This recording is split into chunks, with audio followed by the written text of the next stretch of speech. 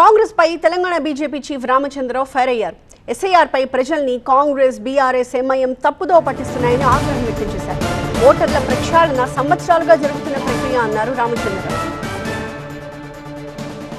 Commission of India తీసుకువచ్చినటువంటి SIR ప్రక్రియ అయినప్పుడు కూడా ఆ ఎస్ఐఆర్ ప్రక్రియలో సిబ్బంది ఏడుతుంటారో అది రాష్ట్ర ప్రభుత్వం సిబ్బంది ఉంటారు. రాష్ట్ర ప్రభుత్వం సంబంధించిన వాళ్ళే బిఎల్ఏస్ ఉంటారు, బిఎల్ఓ బూత్ లెవెల్ ఆఫీసర్స్. రాష్ట్ర ప్రభుత్వంలో ఉన్నటువంటి ఒక ఎలక్షన్స్లో పనిచేసే టీచర్లు వాళ్ళే ఉంటారు. ఇక ఎలక్షన్ కమిషన్ ఆఫ్ ఇండియా కానీ కేంద్ర ప్రభుత్వంకి ఏం పని ఉంటుందండి? గవర్నమెంట్ మీది, మీరు ప్రక్రియ లిస్టు తయారు చేయాలి. మీరు ఓడిపోతే ఈరోజు బీజేపీ ప్రభుత్వాన్ని తీసుకోవాలి అంటా ఉన్నారు.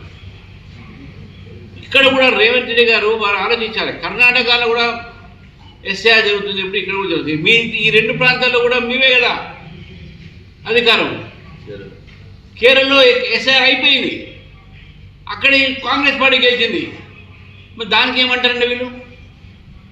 మీరు గెలిస్తేనో ఎస్ఐఆర్ బాగా జరిగినట్టు, మీరు కానీ మీ ఇండియా అలయన్స్ కానీ ఓడిపోతే ఎస్ఐఆర్ సరిగ్గా జరగలేనట్టు. దానివల్లనే ఓడిపోయాను. తమిళనాడులో ఎస్ఐఆర్ జరిగింది, తమిళనాడులో ఎస్ఐఆర్ జరిగింది.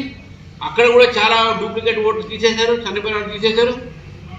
మరి అక్కడ కూడా ఈరోజు ఫలితాలు వేరే విధంగా వచ్చినాయి. బీజేపీకి ఏం అనుకూలంగా రాలేదు అక్కడ.